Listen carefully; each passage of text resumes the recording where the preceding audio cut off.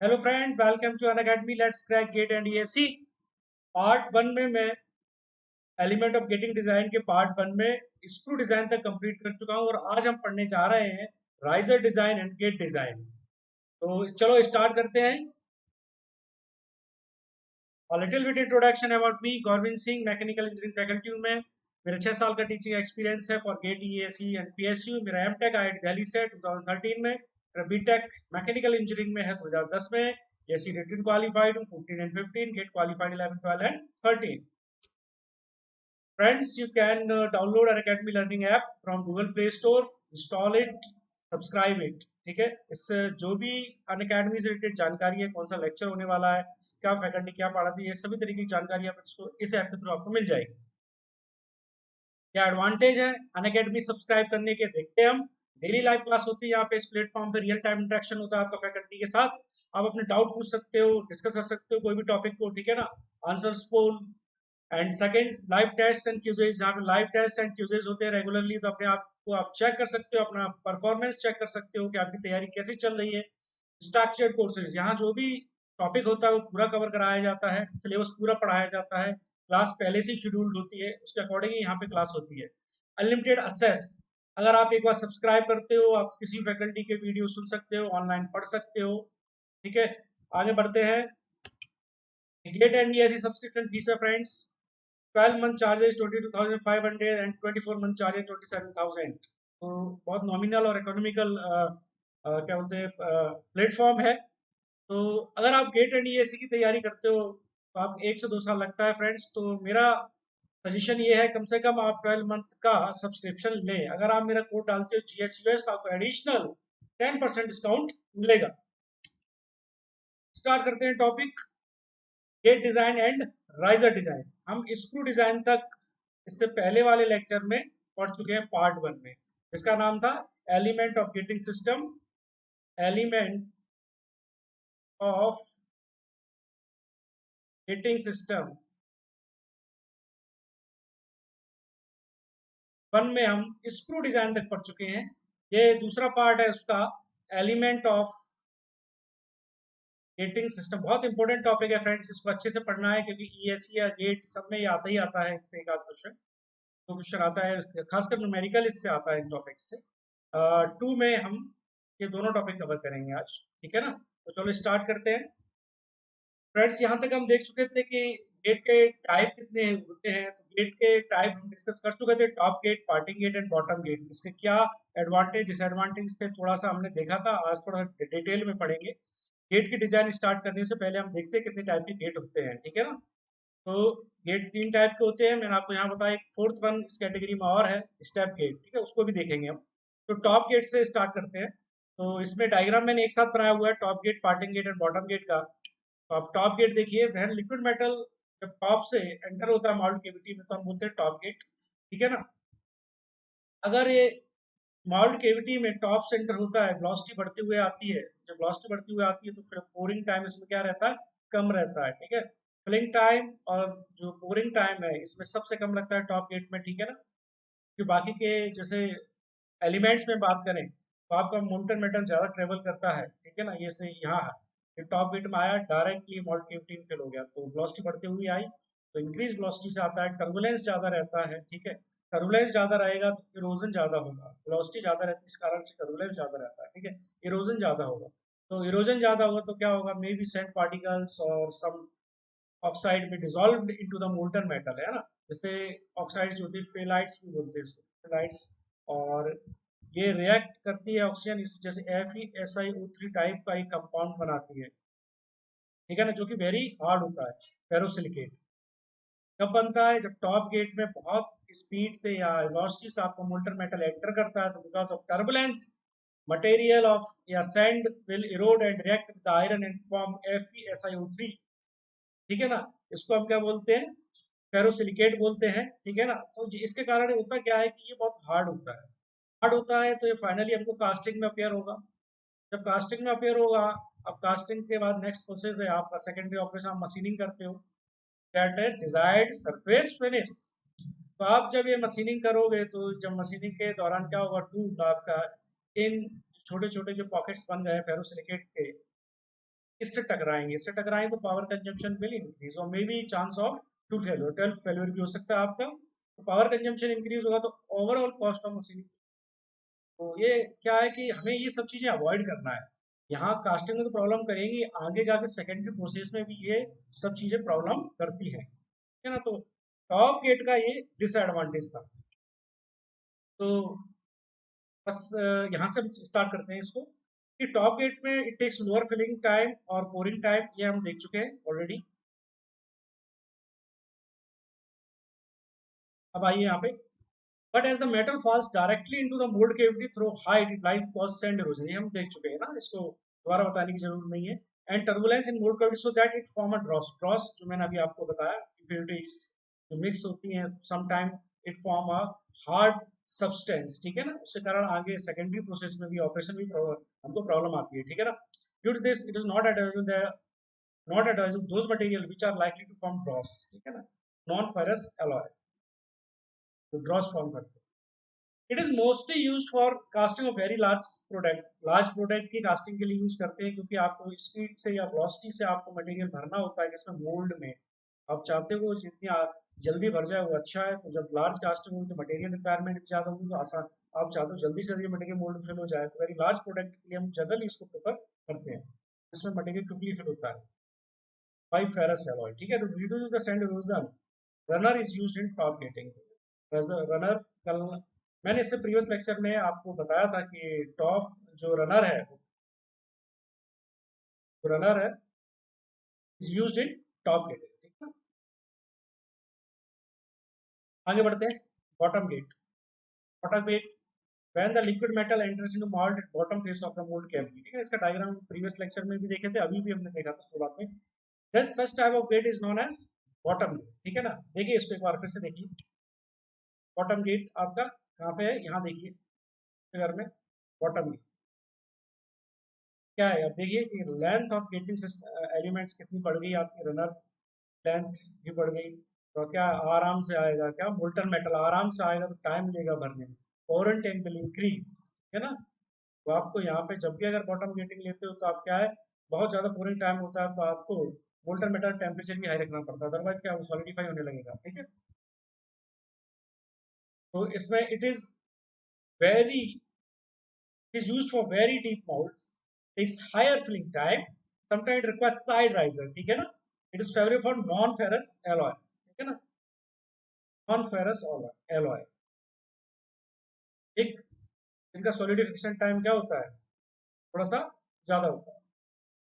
This gate में cause unfavourable temperature gradient compare to top gating. मैंने आपको बताया था कि जब आपकी लेंथ ऑफ एलिमेंट्स बढ़ जाती है, रनर और ये सब आ जाता है सिस्टम में, तो क्या है कि आपको टाइम लगता है किसको, मोल्ड केविटी को भरने में।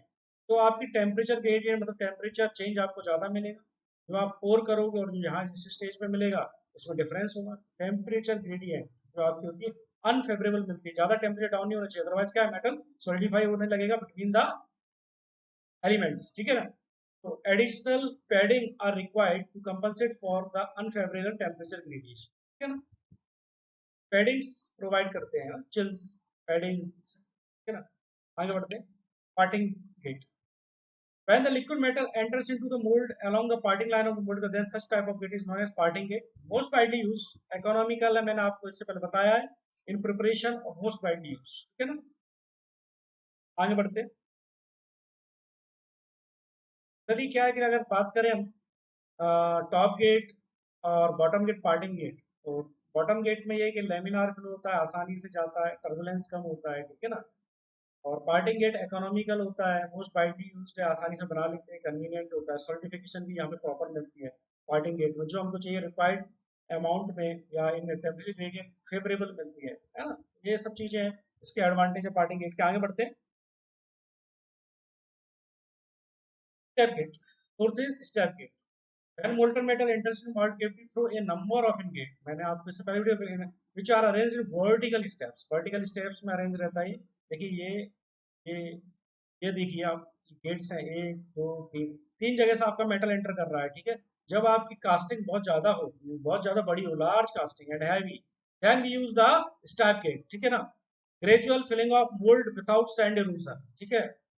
तो ग्रेजुअल फिलिंग, पहले मेटल जहाँ से आएगा थोड़ा कम, यहाँ क्वांटिटी ज़्यादा, ये बढ़ते हुए आता है, ठीक है ना, गेट का एरिया है, ठीक है आप, ठीक, इस टाइप गेट था। ये कुछ क्वेश्चन है जो आए हुए हैं पहले। जो one of the following gate is best suited to obtain direction solidification, ठीक है, पार्टिंग लाइन गेट। तो ये सब पढ़िए आप, क्वेश्चन इसका आंसर दीजिए, आपको आप सब पढ़ना चाहिए, ठीक है। मैच लिस्ट, ये ईएस का क्वेश्चन है। List to select the correct answer using the code given below the list. List one and list two. Top gate turbulence ज्यादा होता है, पढ़ चुके हैं हम, ये प्रॉपर्टीज है, हमको याद रखना है। Bottom gate unfavourable temperature gradient, ठीक है। Parting gate most widely used and economical, ठीक है ना। Step gate and heavy and largest, ठीक है। Friends very important topic, determination of pouring time of top gate, कितना टाइम लगता है उसको भरने में, मोल्ड केविटी को कंप्लीटली फिल करने में, ठीक है ना। तो गेट, हम टॉप गेट और बॉटम गेट, इनके जो एक्सप्रेशन आएंगे, कितना टाइम लगता है, वो हम सभी इसमें डिस्कस करेंगे, देखते हैं एक एक करके, ट्राई भी करेंगे। For determining the pouring time, two basic principle of fluid mechanics में आपको पहले बताया कि ये दो प्रिंसिपल आपको याद रखना है, casualty equation and Bernoulli theorem, ठीक है, ये आपको हमेशा याद रखना है। पहले भी मैं आपको बोल चुका हूँ, ये आपको, आप पढ़ चुके हैं, काफी बार पढ़ चुके हैं इनको, तो आप इनको याद रखना है, ये दोनों यूज होगा, क्योंकि मोल्टन मेटल आपका क्या है कि उसकी जो प्रॉपर्टीज है फ्लूइड की तरह, fluid as a liquid use करते हैं, तो फ्लूइड प्रॉपर्टीज हम इसमें यूज करते हैं फॉर द एनालिसिस। क्या आगे बढ़ते हैं, और यहाँ देखिए आप, ये टॉप गेट का डायग्राम है। पॉइंट ये है, वन पॉइंट ये है atmospheric, three point is also open to atmosphere, ध्यान रखना इस चीज को, ठीक है ना। मोल्ड केविटी, इसका जो 2D में हमने डायग्राम दिखाया है, इसलिए हमको थोड़ा कंफ्यूजन हो रहा है, वैसे ये जो होता है ओपन टू एटमॉस्फेयर होता है। अब देखिए, now apply Bernoulli equation between section 1 and 3। Section 1 and 3 के बीच में बर्नौली इक्वेशन लगाइए। 1 एंड 3, 1 3 का है, एक 1 पॉइंट ये है, 3 पॉइंट ये है फ्रेंड्स। 1 एंड 3 के बीच में बर्नौली इक्वेशन आप लगाओगे तो इट बिकम्स लाइक दिस, ये ऐसा दिखेगा, इस तरीके से लगाओगे। P1 by rho G, P1 square 2G plus H T, P3 by rho G और plus V3 by 2G plus H T. अब देखिए सेक्शन 1 3 में हम ये देखते हैं क्या क्या प्रॉपर्टीज की क्या क्या वैल्यू है। जैसे P1 एंड P3 एटमॉस्फेरिक है, तो हम इसको इक्वल टू जीरो मान सकते हैं, ठीक है। इसके बाद V1 velocity of molten matter at the top of porin basin. Porin basin में हम ये मान के चलते हैं, ये इसका अजम्पशंस है कुछ कुछ, कि पोरिन बेसिन में जब मटेरियल आपने डाला, ये लेमिनारली फ्लो हुआ, किसमें, स्क्रू में, और विथ नेग्लिजिबल वेलोसिटी से ये आगे आया, तो अवॉइड टर्बुलेंस, ठीक है ना, एंड एयर एस्पिरेशन इफेक्ट। तो इस जगह हम velocity as compare to the other gating element inside is considered as zero. V1 is considered as zero, ठीक है ना। Laminarly flow, very slow flow हुआ है, कहाँ से, पोरिंग बेसिन से, कहाँ पे, स्क्रू में, इसलिए हमने क्या मान लिया, V1 equal to zero, V1 zero. This point 3 lies in the datum, point 3 datum पे लाई करता है, therefore as 3 equal to zero, ठीक है ना। तो डेटम अपना कहाँ से स्टार्ट होता है, डेटम स्टार्ट होता है इस पॉइंट से, ठीक है, दिस इज योर डेटम, ठीक। अब इसके बाद आ जाइए, after putting the value of V1 P1 and S3, आप वैल्यू पुट करिए तो आपको एक्सप्रेशन मिलेगा ये, V3 विल बिकम्स दिस, ठीक है ना। तो आपका pouring time to fill the top getting, TFT क्या है, pouring time to fill the, pouring time, TFT, what is TFT, pouring time fill the cold cavity in case of top getting, ठीक है ना, ये हो गया TFT। अब ये क्या बता रहा है, देखो हमने क्या किया, वॉल्यूम फ्लो रेट्स को फ्रेंड्स इक्वल कर दिया, Vm is the volume of the mould जो हमको फिल करना है, तो इसको फिल किया, किस रेट से, किस वॉल्यूम फ्लो रेट से आपका क्या आ रहा है, मटेरियल आ रहा है, कहाँ से, गेट से एंटर हो रहा है मोल्टन मेटल, तो उसका फ्लो रेट, और जो हमको फिल करना है उसका flow rate, volume of mould हमने इक्वल कर दिया, ठीक है ना। तो ये कुछ भी नहीं, nothing, it is nothing but is a volume flow rate, ठीक है ना। तो TFT into AG, area of gate, and 2GHT, total height, ठीक है ना, टोटल हाइट, ये हमने डायग्राम में दिखा रखी है, देखिए total height HT, total height HT, ठीक, कंफ्यूज मत होना, ये पोरिंग बेसिन की हाइट है, ये स्क्रू की हाइट है, HT इज टोटल हाइट, ठीक है। तो वन पॉइंट इज दिस और डेटम पॉइंट इज दिस, तो टोटल हाइट कंसीडर करोगे आप यहाँ पे, देखते चलिए साथ ही साथ में, HT is total height, volume mould जो हमको फिल करना है, सिंपल सा इक्वेट कर दिया volume flow rate, continuity equation लगा दी मैंने, ठीक है ना। वॉल्यूम फ्लो रेट आपका ये इक्वल हो गया, तो यहाँ से आपको TFT मिल जाएगा। This is the final expression in case of top gating, ठीक है, very very important. Many question asked in GATE. अगर इसको सॉल्व करिए, the height of down screw is 175 mm and its cross sectional area at the base is 200 mm square. The cross sectional area of the horizontal runner is also 200 mm square. Assuming no loss, indicate the correct choice for the time required to fill a mold cavity of volume 10 to the power 6 mm cube. Friends, आपको पता है कि क्या क्या आपको given है, पहले ये देखते हैं, ठीक है। इसमें क्या गिवन है, आपको पहले तो फॉर्मूला क्या है कि pouring time to fill the cavity from top gating system. तो ये क्या होगा, हमने जस्ट अभी देखा है volume upon G H T total height into K G, just अभी देखा है हमने, ये एक्सप्रेशन देखिए, ठीक है। अब वॉल्यूम ऑफ मोल्ड गिवन है, क्या आपको गिवन है, कितना गिवन है इस प्रॉब्लम में, 10 टू पावर 6, ठीक है। Under root of 2 GHT, H T given है क्या आपको, देखिए प्रॉब्लम में, बिल्कुल 175 mm इंटू एजी गिवन है क्या, बिल्कुल गिवन है, कितना गिवन है, 200 mm फ्रेंड्स। तो फाइनल आप यहाँ से कैलकुलेट करोगे तो 8 पॉइंट समथिंग आपका आंसर आएगा। आप एक बार कैलकुलेट करके देखिए, 8.45 है ना, आप उसको कैलकुलेट करिए। और नेक्स्ट क्वेश्चन भी है इसी तरीके से, इसी फॉर्मूले पे बेस्ड है, आप सॉल्व करके देखिए, ठीक है। आगे बढ़ते हैं, determination of pouring time of bottom gate, है ना। बॉटम गेट, बॉटम गेट में क्या टाइम लगेगा, फिल द मोल्ड केविटी, ठीक है ना, ये हम देखेंगे। तो इसमें again we have to remind Bernoulli equation, Bernoulli equation हमको याद रखना है, इसी का यूज करना है। हमने पहले बर्नौली इक्वेशन लगाएंगे पॉइंट 1 एंड 2 के बीच में, देन उसके बाद बर्नौली इक्वेशन लगाएंगे हम पॉइंट 4 एंड 3।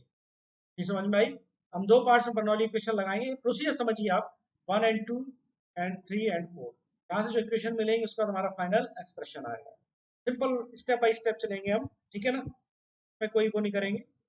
तो यहाँ से हम देखते हैं, पहले हमने 1 और 2 के बीच में आपका बर्नौली इक्वेशन लगाई, तो P1 by rho G, P1 square by 2G HT, clear है, ये सिंपल है, क्लियर है, ठीक है ना। ये 2 पॉइंट आपका डेटम पे है, ये डेटम लाइन है, डेटम लाइन, बेस लाइन, तो यहाँ पे है, तो इसलिए आप ये हाइट 0 हो जाएगी, इसलिए यहाँ पे मैंने दिखाया हुआ है।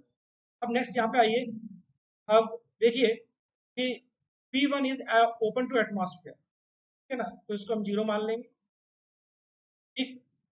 अब इसके बाद एट, मैंने इससे पहले भी जस्ट आपको डिस्कस कराया है कि पोरिंग बेसिंग में मैं मान लूंगा velocity of molten metal is negligible as compare to the other gating element inside the gating system.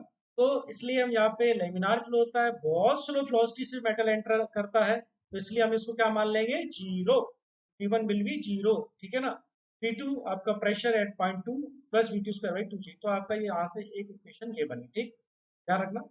इसके बाद again apply Bernoulli equation between point 3 and 4, 3 and 4 के बीच में मैंने बर्नौली इक्वेशन फिर से लगाई। आपको पता प्रोसेस क्या है, 1 2 के बीच में लगाएंगे, फिर देन 3 एंड 4, ठीक है ना, याद रखने का यही तरीका है डेरिवेशंस, किस तरीके से हम आगे बढ़ रहे हैं। V3 by rho G plus V3 square by 2G, V4 square by 2G plus H, ठीक है ना, H ये हाइट है आपको, ठीक। अब इसके बाद हमको ये देखना है कि P3, समझिए आप, एक्सप्रेशन लिखते हैं हम पहले आगे, तो यहाँ इसको यहाँ करते हैं सॉल्व। तो यहाँ पे हम अगर हम देखेंगे तो P3 क्या था हमारा expression, P3 by 2G plus V3 square by 2G plus H3 is equal to 4 by rho G plus 4 square by plus H, है ना। तो फ्रेंड्स हमको पता है कि आपका जो एरिया है अलॉन्ग 3 एंड 4, 3 एंड 4 की मैं बात करूँ तो क्रॉस सेक्शनल एरिया आपका क्या है, ये सेम है 3 एंड 4, है ना। तो वेलोसिटी विल बिकम सेम, बिल्कुल हो जाएंगे, ठीक है ना। तो आपका ये पोर्शन कैंसिल आउट हो जाएगा, A3, क्योंकि area is same, because area A3 and A4 is same, ये हम इसको, ये भी हमारे कैंसिल आउट हो जाएंगे, ठीक है ना। अब आते हैं यहाँ पे, ठीक, हाइट आपकी h है, ठीक है, ये डेटम लाइन पे है तो इसलिए हमने इसको 0 मान लिया है किधर, एट पॉइंट 3। तो यहाँ पे देखते हैं हम, eight point 3 h3 will become 0, ठीक है ना, h3 will become 0, v3 equal to v4, why, because a3 equal to a4, ठीक, तो लिखते हैं यहाँ पे हम p3 by rho G plus, ये कैंसिल आउट हो जाएगा, एरिया हटाइए इसको, h3 0 हो गया, ठीक है ना, p4 by rho G plus h, ठीक, यहाँ तक समझ में आया आपको, ठीक है। What about P4 friends, P4 के बारे में क्या कहना है, P4 इज एटमॉस्फेरिक, और एटमॉस्फेरिक और datum pressure is considered to be a zero, ठीक है, as compare to this P3 and P2, so P4 can put zero because it is atmospheric pressure, तो ये भी हमारा जीरो हो जाएगा, तो हमारा बचेगा क्या, P3 by rho G equal to H। Friends एक चीज देखिए यहाँ से कि P3 इक्वल टू P2 हम मान सकते हैं, क्यों, क्योंकि सेम डेटम लाइन पे है, सेम डेटम लाइन पे, आप देखिए यहाँ से सेम रेफरेंस लाइन पे है, ये देखिए 2 and 3 point is on the same datum line, तो हम इनको सेम मान सकते हैं, ठीक है ना। तो यहाँ अगर बात करें तो मैं इसको H को ऐसे भी लिख सकता हूँ, P2 बाई रो जी, लिख सकते हैं, बिल्कुल लिख सकते हैं। यहाँ तक क्लियर है। अब आगे बढ़ते हैं हम, हमारी पहले इक्वेशन आ चुकी है ऑलरेडी, कौन सी equation, equation number 2, equation number 2 क्या है, H T equal to P2 by rho G plus V2 square by 2G, है ना, इक्वेशन नंबर 2 ना, P2 by rho G plus V2 by HT, ये इक्वेशन हमारी आ चुकी है पहले ही, ठीक है ना। तो अब इस इक्वेशन में हम P2 बाई रो जी की जगह H पुट कर सकते हैं क्या, बिल्कुल कर सकते हैं, फ्रॉम इक्वेशन, ये कहाँ से आया, फ्रॉम इक्वेशन सेकेंड, और ये हमने H कहाँ से पुट किया, मान लो ये इक्वेशन थर्ड है, ठीक है ना, from equation third, from equation third से क्या एक्सप्रेशन बनेगा, V2 square by 2G equal to HT, और V2 क्या बन जाएगा, under root of 2G HT minus H। Clear friends यहाँ तक, तो V2 की वैल्यू हमने निकाल ली, ठीक है, आगे बढ़ते हैं, ठीक, तो V2 की वैल्यू हमने निकाली थी, V2 की वैल्यू हमारी आ चुकी है 2G HT माइनस H। अब हमको पता है वॉल्यूम फ्लो रेट, जैसे मैंने टॉप गेटिंग के लिए बात की थी, वॉल्यूम फ्लो रेट्स को इक्वल करोगे, कंटिन्यूटी इक्वेशन लगाओ, ऐसे इसमें भी सेम, कि टाइम, टाइम क्या होगा, मान लो डेल्टा टी टाइम लग रहा है to fill a mould cavity in case of, in case of bottom gating system, simple सा, into 2G HT minus H, clear है यहाँ तक, ठीक है ना, 2G HT minus H into area, same, volume flow rate हो गया, यहाँ पे क्या होगा, area of mould into delta H, मान लो डेल्टा टी टाइम में आपका डेल्टा एच फिल हुआ, तो टोटल 0 टू एच के लिए हम क्या करेंगे, इंटीग्रेट कर देंगे, और टाइम 0 टू, टोटल टाइम कितना होगा to fill a bottom gating system ना। फ्रेंड्स इसको सॉल्व करेंगे, ठीक है ना, सॉल्व करने पे जो हमारा फाइनल एक्सप्रेशन बनेगा वो देखते हैं, फाइनल एक्सप्रेशन बनेगा क्या, final expression will become, very very important, direct याद रखना, अच्छी बात है आपके लिए, ठीक है ना, very very important expression. Now special case, if H T equal to H M, अगर ये दोनों इक्वल हो जाते हैं, height of mould to total height, then this portion will become zero, हो जाएगा, जब ये जीरो आप सॉल्व करोगे तो क्या आएगा, time to fill a bottom gating system is double to that of time to fill a top gating system। during time top gating system से जो आया, ठीक है ना, और ये आपको रिलेशन मिलेगा, इसका डबल मिलेगा बॉटम, सो ऑब्वियस बात है बॉटम के केस में आपको टाइम ज्यादा लगेगा, ठीक है, आगे बढ़ते हैं फ्रेंड्स। नेक्स्ट, चॉक एरिया, ठीक, chalk area it is the minimum cross sectional area in all the gating system, जो भी मिनिमम क्रॉस सेक्शनल एरिया उसको हम चॉक एरिया बोलते हैं। वो कहाँ हो सकता है, आपका गेट पे हो सकता है, इन गेट हो सकता है वो, ठीक, gate and ingate are the same thing, हो सकता है, ठीक है ना, स्क्रू के एंट्री या रनर में हो सकता है, कहीं पे भी हो सकता है, तो जो भी मिनिमम क्रॉस सेक्शन एरिया है, द गेटिंग गेटिंग एलिमेंट्स क्या बोलते हैं हम, chalk area. First parameter calculated in all the getting element. जब भी आप न्यूमेरिकल सॉल्व करोगे, अगर आप कुछ भी गिवन नहीं है, शुरुआत में आप चौक एरिया सबसे पहले निकालोगे। ठीक है, ये आपको कुछ डाटा गिवन रहेगा, इसके ऊपर मैं न्यूमेरिकल भी कराऊंगा आपको अभी। It can control the flow of molten metal which is enter into the cavity. ठीक है ना, बिल्कुल सही बात है। फ्लो ऑफ मोल्टन मेटल को कंट्रोल करता है, कहाँ पे आपका मिनिमम एरिया है और आगे किस तरीके का प्रेशर रहने वाला है अलाउंग द गेटिंग सिस्टम, ये इस पे काफी डिपेंड करता है कि एरिया कहाँ पे मिनिमम है। चौक एरिया सिंपल सा है ना। देखिए आप कंडक्टिविटी इक्वेशन या सिंपल सा आपका वॉल्यूम फ्लो रेट को मैंने बैलेंस किया, इधर W क्या है, कास्टिंग मास है, AC क्या है, choke area, P pouring time है, H इफेक्टिव मेटल हेड है, root density of molten metal है, C एफिशिएंसी फैक्टर है। ठीक है ना, फिर बेस्ड न्यूमेरिकल हम सॉल्व करेंगे। Choke area is the minimum cross section area, आप इतना याद रखिए। शुरुआत न्यूमेरिकल में अगर इस तरीके को न्यूमेरिकल आएगा चौक एरिया से, तो सबसे पहले हम मिनिमम क्रॉस सेक्शन एरिया निकालते हैं। ठीक है फ्रेंड्स, आगे बढ़ते हैं।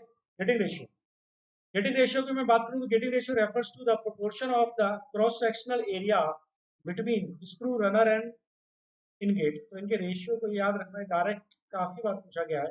गेटिंग रेशियो का है क्या होता है, ये रेशियो होता है स्क्रू रनर एंड इनगेट का, क्या आपको यहाँ दिखाया गया है। पहले पोजीशन पे जो आता है वो क्या है, स्क्रू हो गया, दूसरे पे क्या आया, रनर हो गया, तीसरे पे इनगेट। इस तरीके से आपको दिया हो तो समझ जाना, पहली पोजीशन स्क्रू बता रही है, दूसरी पोजीशन एरिया ऑफ रनर बता रही है, तीसरा एरिया इनगेट बता रही है। ऑन द बेसिस ऑफ जो गई है, there can be two types of gating system, non pressurised and pressurised. Friends very very important कि चौके के बेसिस पे हम बताते हैं सिस्टम कैसा होगा, प्रेशराइज्ड होगा या नॉन प्रेशराइज्ड होगा। तो इसमें हम देखते हैं, पहले चाहिए कुछ न्यूमेरिकल आए हुए हैं गेट के, पहले उनको देखो। जैसे गेट के न्यूमेरिकल आया 1:2:4 used in design the gating system for magnesium alloy steel. तो आपको ये बताना है कि 1 to 4 पोजीशन ये आप क्या बता रही है, क्या होना चाहिए इसके लिए। तो आपको पता है कि पहला, मैंने जस्ट अभी बताया था कि एक बार फिर से बताता हूँ, ये पहला जो होता है स्क्रू बताता है पहला पोजीशन, दूसरी पोजीशन रनर बताता है, तीसरा क्या बताता है, इनगेट। ठीक है ना, तो स्क्रू फर्स्ट, दूसरा रनर इनगेट 1:2:3, तो सीक्वेंस वाइज लगाएंगे 1 2 3 सिंपल। ठीक है ना, आगे बढ़ते हैं। इस तरीके से क्वेश्चन आया हुआ है, गेट के क्वेश्चन है, तो आप सॉल्व करिए इनको। नेक्स्ट, प्रेशराइज्ड और नॉन प्रेशराइज्ड और रिवर्स चोक में क्या डिफरेंस होता है। तो प्रेशराइज्ड गेटिंग रेशियो अगर इस टाइप का है और minimum area choke area is at the gate, is at the gate, choke area अगर गेट पे होता है, इन गेट पे होता है, तो फिर हम क्या बोलते हैं, प्रेशराइज सिस्टम है। क्या बोलेंगे, प्रेशराइज। क्योंकि आप अगर अलोंग द गेटिंग एलिमेंट देखो तो पोरिंग बेसिस से मेटल आया किधर, स्क्रू, स्क्रू से आया फिर रनर, देन स्मॉल एरिया कहाँ मिला आपको, इन गेट पे। तो पूरी जो लाइन है आपकी वो क्या रहेगी, प्रेशराइज्ड रहेगी, क्योंकि आपका जो एरिया है अब देखिए 3:1 में घटता हुआ आ रहा है, समझिए आप। ठीक है ना, तो अगर डायग्राम की बात मैं करूं तो बैक प्रेशर एट इनगेट, यहाँ पे आपको बैक प्रेशर लगेगा। ठीक है, तो सबसे कम एरिया है, प्रेशर सबसे ज्यादा रहेगा। सुटेबल फॉर फेरस अलॉय, बिल्कुल सही बात है। ठीक है, मोर टर्बुलेंस, बिल्कुल टर्बुलेंस ज्यादा रहेगा। यार एस्पिरेशन इफेक्ट, ठीक है ना, कम रहेगा। ठीक, के कास्टिंग रेट हाई रहेगी। सिंपल सा है कि जब एरिया ऐसे घटते हुए आएगा और यहाँ मिनिमम एरिया होगा, तो मोल्टन मेटल की स्पीड लगभग आपकी यहाँ बढ़ती हुई आएगी, तो इजीली क्विकली आपका मोल्ड फिल हो जाएगा। ठीक है ना, और आपका क्या यहाँ पे आपका मिनिमम क्रॉस सेक्शन एरिया है, तो अलोंग द गेटिंग लाइन यहाँ यहाँ कहीं भी बात करूंगा मैं, तो आपका क्या है कि थोड़ा सा टर्बुलेंस जो है ज्यादा रहेगा, मोर टर्बुलेंस। कि आपकी ये प्रेशराइज रहेगी, हमेशा प्रेशराइज रहेगी, टर्बुलेंस ज्यादा रहेगा, मोटर मेटल ज्यादा रैंडमनेसली घूमेगा। ठीक है ना, तो यहाँ पे याद रखना। एयर एस्पिरेशन इफेक्ट की बात करूं मैं, कम होगा, क्योंकि पूरी लाइन में क्या है, यहाँ पे अगर मिनिमम एरिया है तो ये लाइन प्रेशराइज होगी, तो आपका जो एयर के एंट्रैप होने का जो चांस होगा वो कम होगा। ठीक है, कास्टिंग यील्ड हाई रहेगी। ठीक है, ज्यादा से ज्यादा मटेरियल आपकी यूटिलाइज होगा, गेटिंग एलिमेंट में कम मटेरियल बचेगा। ठीक है ना, कास्टिंग यील्ड के बारे में हम काफी डिस्कस कर चुके हैं पहले। गेटिंग रेशियो, मिनिमम एरिया, यहाँ पे bottom of the screw, bottom of the, friends देखिए bottom of the screw, this is the screw, bottom of screw पर अगर मिनिमम एरिया रहता है तो हम इसको क्या बोलते हैं, नॉन प्रेशराइज्ड और रिवर्स फ्लो। अब देखिए suitable for non ferrous alloy such as aluminium, copper and etc. ठीक है, लेस टर्बुलेंस, टर्बुलेंस कम होगा, प्रेशराइज नहीं होगी, जो नॉन प्रेशराइज्ड होगी तो टर्बुलेंस कम होगा। ठीक है ना, ऐसा नहीं कि रैंडमली मटेरियल या वेलोसिटी ज्यादा है कम है। एयर एस्पिरेशन इफेक्ट ज्यादा होगा, बिल्कुल सही बात है। ठीक है ना, एयर एयर के एंटर होने के चांस बढ़ जाएंगे। ठीक है, कास्टिंग यील्ड क्या होगी, लो होगी। ठीक है, काफी सारा मटेरियल आपका गेटिंग सिस्टम में बच जाता है। ये इसके प्रॉपर्टीज है, याद रखिए, वेरी वेरी इंपॉर्टेंट। ठीक है ना, यहाँ पे वही सेम क्वेश्चन है, आप देखिए इसको, मैं इसको इससे पहले वाले लेक्चर में मैंने आपको पूरा एक चार्ट बनाया है, उसको पढ़िए, आप उसका आंसर बताइए। ठीक है, runner design.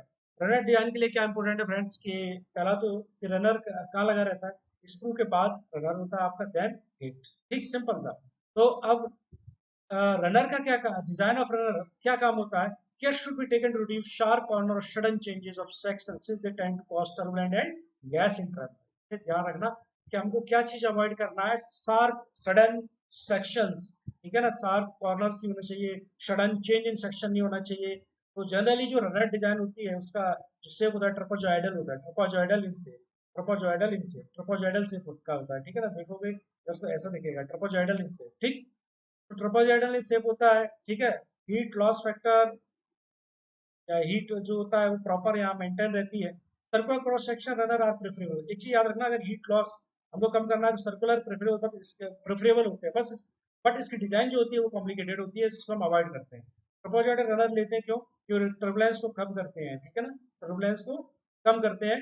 ट्रोपोजॉइडल runner minimize the discharge and turbulent losses of the liquid metal. ठीक है, it is general practice cut runner in cope, ये मैं इससे पहले भी डिस्कस करा चुका हूँ, cope and ingate in the dry. क्यों, इसका रीजन आप देखिए, इससे पहले वाले लेक्चर में पूरा अच्छे से रीजन भी बताया हूँ। For aluminium alloy it is recommended that runner place in the drag and get placed at the cope so that dross, नीचे ध्यान रखिए, dross which is heavier compared to aluminum, very very important point। ये इसकी material property पे भी depend करता है runner design. अगर मटेरियल आपका एल्यूमिनियम एलॉय है तो रनर प्लेस्ड इन ड्रैग, ठीक है ना, लोअर साइड। क्यों, क्योंकि जो इसकी जो ड्रॉस फॉर्मेशन होती है, जिसके ऑक्साइड्स बनते हैं वो बहुत हैवी होते हैं, मटेरियल के मोल्टन मेटल उसमें नीचे जाके बैठ जाते हैं। तो अपन क्या करते हैं, अगर इसको क्या करेंगे, लो रखेंगे थोड़ा सा ड्रैग में, और आपका जो इनगेट ऊपर रखेंगे, तो क्या होगा, लाइटर मटेरियल जो रहता है प्योर मेटल वो अंदर चला जाएगा, जो हैवी मेटल है वो नीचे सेटल होके नीचे अलग हो जाएंगे। ठीक है ना, इसी वजह से क्या है कि ये डिपेंड करता है एल्यूमिनियम जो एलॉय है, या हम जो बोले कि रनर जो डिजाइन है वो मटेरियल की प्रॉपर्टी पे भी डिपेंड करता है। मटेरियल के हिसाब से भी हम कभी कभार डिजाइन को चेंज करते हैं। ठीक है, रनर की ध्यान रखिए इसका। Design of riser, next design of riser. Primary function of riser देख चुके हैं। फंक्शन जितने भी है मैंने एक बार में ही आपको पूरा अच्छे से बताया है, तो फंक्शन वाला वीडियो आप जरूर देखिए। Primary function wise to feed metal to the casting as is to solidify. ठीक है, राइजर की देखो बेसिक प्रॉपर्टी क्या है फ्रेंड्स, ये होना चाहिए कि ये क्या करता है, जो अलाउंसेस होते हैं, श्रिंकेज अलाउंसेस, तो उसके बाद जो मेटल की कमी आती है उसको क्या करता है, ये फुलफिल करता है। तो ensure complete filling of mould cavity, किसका काम है, राइजर का। ठीक है ना, ये समझिए आप, complete filling of mould cavity है ना। Cast iron needs less feeding than some alloy, ये डिपेंड मटेरियल पे भी करता है। अगर कास्ट ग्रे कास्ट आयरन है उसका हमको पता है, ये कॉन्ट्रैक्ट क्या होता है, एक्सपांड होता है। ठीक है ना, तो इसमें जो राइजर जो है उसके अकॉर्डिंग लगाएंगे। ठीक, riser should be designed in such a way that solidifying time of rise is greater than the equal to solid time of casting। बिल्कुल सही है कि कास्टिंग के पहले अगर ये कहीं सॉलिडिफाई हो गया तो ये उसकी रिक्वायरमेंट को फुलफिल कर ही नहीं पाएगा मोल्ड की। ठीक है, तो ये तो सिंपल सी चीज है। और इसका एरिया जो है मिनिमम होना चाहिए, क्यों, क्योंकि एरिया ज्यादा होगा तो हीट लॉसेस ज्यादा होंगी, heat is proportional to the surface area. ठीक है, हीट लॉसेस अगर ज्यादा होंगे तो वो सॉलिडिफाई होने की टेंडेंसी इसकी बढ़ेगी। ये पता चला कि अपनी कास्टिंग के पहले ये सॉलिडिफाई हो गया। ठीक है ना, तो इसको अवॉइड करने के लिए हम क्या करते हैं, surface area should be minimum. ठीक है, ये तीन तरीके का होता है, टॉप साइड एंड प्लाई। पढ़ते हैं इसको आगे। टॉप, टॉप में क्या होता है, यहाँ देखिए, टॉप में हॉल्ड केविटी के टॉप पे ये माउंट रहता है, साइड में ये साइड में रहता है, सिंपल सा। इसके बेसिस पे इसको क्लासिफाई करते हैं। अब इसमें ये देखिए क्या बेनिफिट्स है इसके। टॉप राइजर का सरफेस एरिया क्या है, कम है as compare to the side riser. Side riser का सरफेस एरिया ज्यादा है। एरिया ज्यादा है तो हीट ज्यादा रिलीज करेगा, हीट ज्यादा रिलीज करेगा तो मे भी चांस क्या रहेंगे कि ये पता चला मोल्ड केविटी या केविटी में जो या कास्टिंग सॉलिडिफाई होने से पहले ही ये सॉलिडिफाई हो गया। ठीक है ना, तो हमको सरफेस एरिया कम से कम रखना है, तो टॉप राइजर इज प्रेफरेबल। ठीक है ना, top riser because surface area is come होता है तो हीट लॉसेस कम होते हैं, हीट लॉसेस कम होते हैं तो आफ्टर द कास्टिंग ये सॉलिडिफाई होगा तो उसकी रिक्वायरमेंट फुलफिल कर सकता है। ठीक है ना, we can conclude the surface area of side rise is greater than the if the all dimensions of both rise are identical। ये समझिए, ये वही चीज लिखी जो मैंने समझाई है। ठीक, आगे बढ़ते हैं। ब्लाइंड राइजर, ब्लाइंड राइजर में क्या है, ये मॉल्डिंग जो सिस्टम है उसके अंदर होता है। देखिए आप, और जो ओपन राइजर होता है उसमें ये बाहर होता है, ये दिख रहा है। तो अब देखिए conventional riser open to the atmosphere, the so called blind rise include by sand mould और some times riser makes inside the core is referred as internal riser, ठीक है ना। Advantage of blind riser, hottest metal is in the riser, ये cold is in the casting, its promote directional solidification. Hot आपका यहाँ रहेगा, धीमे धीमे जाओगे थोड़ा सा कूल होता जाएगा, तो ये प्रोग्रेसिव सॉलिडिफिकेशन और सॉलिडिफिकेशन जो होता है उसको प्रॉपर करता है, डायरेक्शनल करता है, ठीक है ना। Blind rise smaller than the comparable open riser, इससे कम होता है, ठीक है, बिल्कुल सही बात है। Blind riser can be remove more easily from the casting, आसानी से ये बाहर आ जाता है। ये प्रॉपर्टी इसकी फ्रेंड्स याद रखना। Sphere are usually difficult to mould and also present, ये राइजर के शेप के बारे में बात कर रहा है, तो दो तरीके के शेप हम अगर बात करें, स्फेरिकल और सिलेंड्रिकल राइजर, ठीक है ना। सिलेंड्रिकल राइजर क्या है, आसानी से बना सकते हैं, ठीक है। और स्फेरिकल राइजर की मैं बात करूं, क्या स्फेयर है तो जो मेटेरियल सॉलिडिफाई होता है उसकी टेंडेंसी क्या होती है, सेंटर की तरफ, पहले ये सॉलिडिफाई होगा, देन ये सेंटर वाला मटेरियल। पता चला कि हमारी जो कास्टिंग है, कास्टिंग यहाँ पे मटेरियल यहाँ सॉलिडिफाई चालू हुआ, पता चला ये सब मटेरियल सॉलिडिफाई होगा, एट द एंड कौन होगा, ये होगा। तो ये क्या मोल्ड कैविटी की रिक्वायरमेंट को फुलफिल कर पाएगा, नहीं फ्रेंड्स, नहीं कर पाएगा, इसलिए हम इसको अवॉइड करते हैं, ठीक है। फिर the last method to freeze would be near the centre of the sphere where it could not be able to freeze the casting, बिल्कुल सही बात है। Therefore cylindrical shape of riser is the volume shrinkage of some metals is shown in table. आपको कुछ metal है ये standard value है, तो आप देखिए मीडियम कार्बन स्टील का ये है, 1% कार्बन स्टील का ये है, प्योर एल्यूमिनियम का श्रिंकेज ज़्यादा है, देखिए आप, प्योर कॉपर का ये है, व्हाइट कास्ट आयरन का श्रिंकेज दिस वन। ये देखिए ये निगेटिवली है, डिपेंड अपॉन ग्रेफिटाइजेशन, है ना, क्या रखना, ग्रेफिटाइजेशन डिपेंड कर, ग्रेफिटाइजेशन बढ़ेगा श्रिंकेज विल रिड्यूस। फ्रेंड्स ये प्रॉब्लम है, सॉल्व करिए इसको। हम इस प्रॉब्लम को देखते हैं। पहले तो ये प्रॉब्लम है किसका, getting dimension with getting ratio आपको गिवन है, ठीक है, गेटिंग तो गिवन है, सिंपल है। और डक्टाइल आयरन, आयरन की बात कर रहा है, casting of section thickness T given है ना, सेक्शन थिकनेस आपको गिवन है, और वेट गिवन है कास्टिंग का, इसको हाइट गिवन है, पूरी टाइम का इक्वेशन गिवन है, ठीक।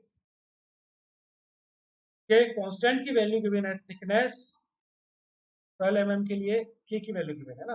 फ्लो पर डिस्चार्ज फैक्टर, मैंने आप पावरिंग टाइम के केस में मैंने आपको बताया था कि हर मेटल का अलग अलग पावरिंग टाइम होता है, अलग अलग उसका इंपेरिकल रिलेशन होता है, मैंने आपको न्यूमेरिकल भी करवाया था प्रीवियस लेक्चर देखिए, उसमें सब चीज। फ्लो, ये आपका कोफिशिएंट की वैल्यू दी है, वेट ऑफ कास्ट आयरन दिया है, weight of cast density, sorry cast density के लिए हमको निकालना क्या है कि सभी जो एरियाज हैं या डाया, जैसे गेटिंग रेशियो हमको गिवन है, स्क्रू का डाया क्या होगा, ठीक है ना, रनर का डाया क्या होगा, ठीक है। इसके बाद और रनर हो गया, स्क्रू का गेट का डाया क्या होगा, ये तीनों चीजें हमको निकालनी है फ्रॉम दिस क्वेश्चन। सॉल्व करते हैं, तो टी हमको दिया है 2.3 अंडर रूट ऑफ, ठीक है ना, 30, वेट दिया है, वेट गिवन है, कितना गिवन है, वेट आपको मैंने 30 kg, तो यहाँ से आपका पोरिंग टाइम आ जाएगा, पोरिंग टाइम 12.6 सेकेंड। नेक्स्ट आपको पता है volume flow rate, volume flow rate Q by T में बोल सकता हूँ, कैसे लिख सकता हूँ, this is in Q by T, और इसको ऐसे भी लिख सकता हूँ मैं, वी बाई टी लिख लो, या फिर इसको मीटर क्यूब पर सेकंड इसकी यूनिट होगी, इसको मैं इस तरीके से भी लिख सकता हूँ, M by rho into T mass, ठीक है ना, mass upon density into time, बिल्कुल लिख सकते हैं हम इस चीज को ऐसे।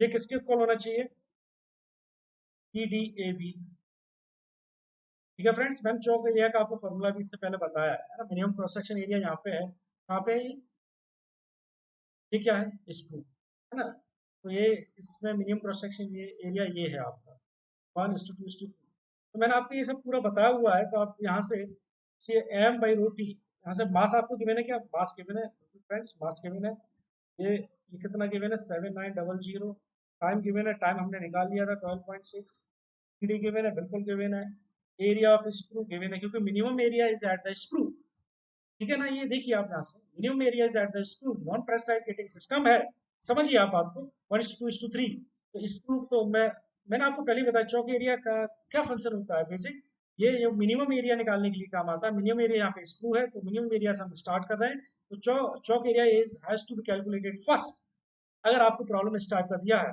चौक एरिया में निकाल रहा हूँ, स्क्रू के केस में आपका मिनिमम है, तो मैंने यहाँ पे एरिया ऑफ स्क्रू, ठीक है ना, ये क्या हो जाएगा आपका 2 into 9.81 into H, H given है, ये थिकनेस एच गिवन है क्या यहाँ पे,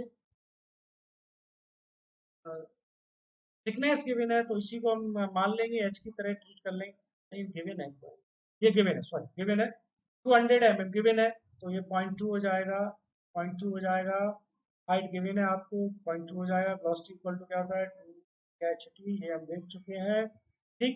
यहाँ से आपको एरिया ऑफ स्क्रू मिल जाएगा, very very simple, 1.69 into 10 to power -4 metre square, ठीक फ्रेंड्स, ये मिल गया आपको बहुत आसानी से। तो एरिया ऑफ स्क्रू जब आपको मिल गया, एक होता है पाई/4 ds का होल स्क्वायर, यहाँ से डाई ऑफ स्क्रू मिल जाएगा, बिल्कुल मिल जाएगा, सॉल्व कर लेना इसको, और ये आएगा आपका समथिंग 14.67 mm, ठीक है, याद रखना इधर मीटर स्क्वायर में है, मैंने mm में चेंज करके आपको फाइनल आंसर बताया। जब ये मिल गया है डाया ऑफ स्क्रू, क्या आप dia of runner and gate निकाल सकते हैं? बिल्कुल निकाल सकते हैं, इनके बीच में आपको रिलेशन गिवन है फ्रेंड्स, इसकी ये यूटिलिटी है गेटिंग रेशियो की, ठीक है ना। अब मिनिमम क्रॉस सेक्शन मिल गया, तो आप इजीली इससे क्या कर सकते हो, आगे के क्रॉस सेक्शन भी निकाल सकते हो रनर के और गेट के, ठीक है ना। तो सिमिलरली अगर मैं बात करूं तो एरिया ऑफ रनर क्या होगा, एरिया ऑफ रनर क्या होगा, हटा देते हैं एक बार पहले, एरिया ऑफ रनर क्या होगा, एरिया ऑफ रनर हमको यहाँ से पता है रिलेशन 1:2:3, ये इसका डबल होगा, किसका, एरिया ऑफ स्क्रू का, ठीक है ना। तो एरिया ऑफ स्क्रू हम निकाल चुके हैं क्या, बिल्कुल निकाल चुके हैं, इससे पहले into 1.69 into 10 to power -4 metre square, और इसको क्या लिख सकते हैं पाई/4 dr, इसका तो यहाँ से क्या आ जाएगा dr, dr की वैल्यू कितनी आएगी आपकी 3.38 इंटू 10 टू पावर -4, ठीक है ना। ध्यान रखना ये नहीं डी आर, ये तो आपका इसका मैंने ये बताया है, ये 1/4 into D R square, D R क्या होगा, इसको सॉल्व करो तो आपको डी आर मिलेगा 20.74। Similarly for area of gates, area of gate के लिए क्या करोगे फ्रेंड्स, एरिया ऑफ गेट आपको रेशियो गिवन है, area of gate 3 time of area of square, यहाँ पे फिर से ये वैल्यू रखेंगे 1.69 10 टू पावर -4, है ना, और यहाँ पे पाई/4 डी जी का होल स्क्वायर, यहाँ से डी जी आपका आ जाएगा, डी जी की वैल्यू आएगी 25.40 mm। फ्रेंड्स ये क्वेश्चन अच्छा क्वेश्चन था, सही क्वेश्चन आप सॉल्व करिए, ठीक है। ये अप टू सेकंड लेक्चर था, तक था, ये सेकंड पार्ट था, क्या बोलते हैं डिजाइन ऑफ गेटिंग एलिमेंट्स का। अब थर्ड पार्ट में मैं आपको न्यूमेरिकल सॉल्व कराऊंगा, बचा हुआ जो भी सेक्शन है वो सॉल्व कराऊंगा। तो thank you for the listening, and please subscribe Unacademy Learning app and put my code GSUS and hit the bell icon for notification. Thank you very much.